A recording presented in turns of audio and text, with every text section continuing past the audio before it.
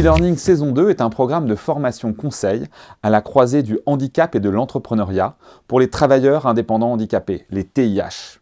Ce programme est réalisé par l'Inclusion avec le soutien du préfet des Hauts-de-Seine, de Veolia, de l'AGFIP et de la Fondation Malakoff Humanis Handicap et en partenariat avec HUP Entrepreneur. Chers entrepreneurs, dans ce module 18 de T-Learning, nous proposons d'aborder les questions liées à la formation et plus spécifiquement au regard de votre situation de TIH.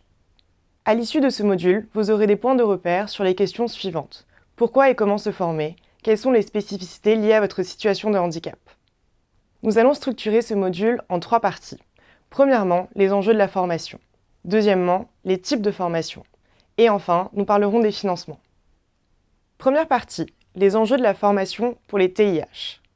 Plusieurs raisons peuvent vous encourager à vous former. Tout d'abord, pour développer vos compétences. Le statut de travailleur indépendant nécessite d'être polyvalent et d'assumer certaines tâches, comme la connaissance des aspects légaux et comptables liés à votre activité, la création de devis et de factures, la prospection commerciale, etc.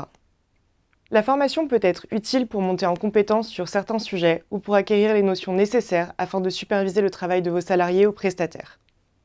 Elle peut aussi être nécessaire pour apprendre à vous servir d'outils liés à vos besoins spécifiques et optimiser ainsi votre manière de travailler.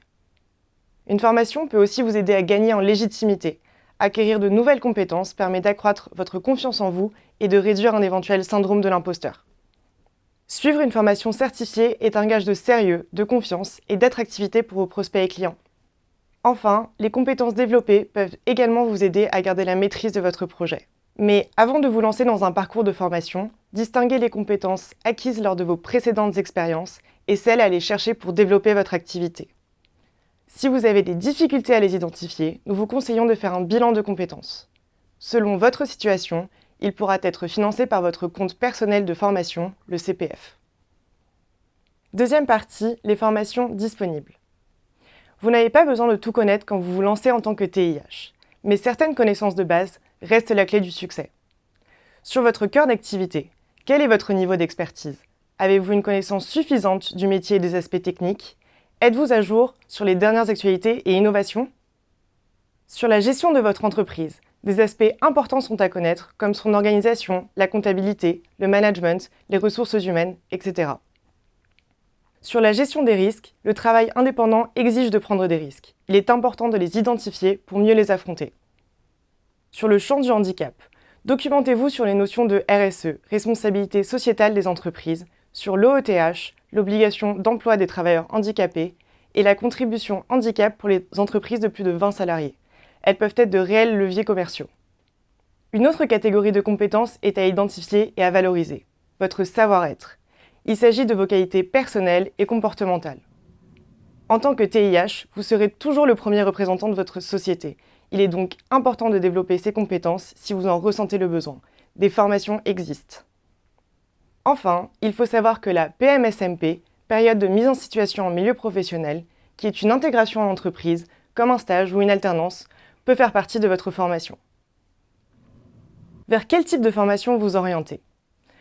Selon vos besoins, vous pouvez vous tourner vers les organismes de formation professionnelle continue, publics ou privés. Par exemple, les chambres de commerce et de l'industrie, CCI, le Centre de formation des chambres de métiers et de l'artisanat, CFCMA, les boutiques de gestion, BGE, le Centre national d'enseignement à distance, CNED, le Conservatoire national des arts et métiers, CNAM, ou l'Agence nationale pour la formation professionnelle des adultes, AFPA. Vous pouvez aussi bénéficier du conseil en évolution professionnelle, CEP, un dispositif gratuit et personnalisé pour faire le point sur votre situation professionnelle et vous orienter sur les formations adaptées à votre projet. Inscrivez-vous également à des MOOC, des webinaires ou des ateliers organisés par les acteurs de votre secteur ou sur votre territoire. Cependant, n'oubliez pas de bien étudier les modalités des formations retenues. En présentiel, accessible à distance, volume horaire, stages obligatoires, formation individuelle ou collective, et voyez si elles sont compatibles avec les contraintes liées à votre activité ou votre handicap. Il est à noter que chez l'apprenant adulte, l'apprentissage se fait par 3 approches. 10% par la théorie, 30-40% par l'échange entre pairs ou le retour d'expérience, et 50-60% par la pratique et l'expérience. Ainsi, n'hésitez pas à considérer les différents modes de formation. Nous vous conseillons aussi de vous tenir régulièrement informé car le secteur de la formation est en constante évolution. Troisième partie, les financements. Intéressons-nous au financement par le CPF, compte personnel de formation. Il s'adresse à tous les actifs, les salariés du secteur privé, les demandeurs d'emploi, les apprentis, les fonctionnaires et les travailleurs indépendants. Il convertit toutes les cotisations payées au cours de votre vie active en droit à la formation, mobilisable tout au long de votre vie professionnelle, à hauteur de 500 € par an, dans la limite d'un plafond établi à 5 000 €. Pour les bénéficiaires de l'EOTH, vous bénéficiez d'une majoration de vos crédits CPF, pendant la durée de votre travail en tant que salarié. Votre employeur doit verser chaque année sur votre CPF la somme de 300 € qui viennent s'ajouter aux 500 €. Le plafond du CPF est dans ce cas fixé à 8 000 €.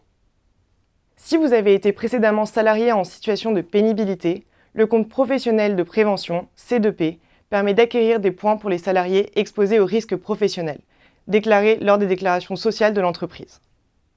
Vous pouvez ainsi compléter vos crédits CPF avec les points C2P cumulés précédemment. Pour avoir plus de détails sur les formations éligibles au CPF et sur la mobilisation de vos crédits, nous vous invitons à vous inscrire sur le site Mon compte formation. Quelques cas particuliers à connaître. Les travailleurs indépendants peuvent bénéficier d'une aide pour financer une formation s'ils payent la CFP, la contribution à la formation professionnelle, à ne pas confondre avec le CPF. Cette aide est gérée par un fonds d'assurance formation, FAF, qui diffère selon la nature de votre activité. Par exemple, un micro-entrepreneur qui exerce une activité libérale est rattaché au FAF des professions libérales, le FIFPL. Consultez le site Entreprendre du service public, il donne des informations sur la prise en charge des formations des travailleurs indépendants et les conditions d'accès. Bon à savoir, les TIH ont généralement moins cotisé sur la formation et ont donc moins de financement.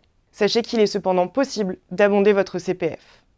En effet, si vos droits sont insuffisants, vous pouvez faire appel à Pôle emploi ou au conseil régional pour financer le reste à charge de votre projet de formation.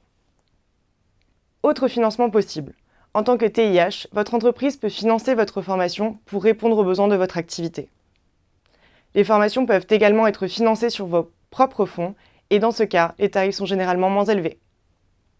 Enfin, il existe l'aide à l'adaptation des situations de formation. L'AGEFIP peut accorder des aides aux centres de formation en adaptant vos supports de formation et d'examen, en vous fournissant un preneur de notes ou encore de l'appui aux devoirs. Pour conclure ce module, retenez que de nombreuses formations et solutions de financement existent pour développer vos compétences et avancer plus sereinement dans votre projet entrepreneurial. Mais gardez en tête que votre parcours de formation sera efficace si vous définissez en amont vos objectifs professionnels et si vous identifiez avec clarté les compétences que vous souhaitez acquérir ou développer. Merci d'avoir suivi ce module.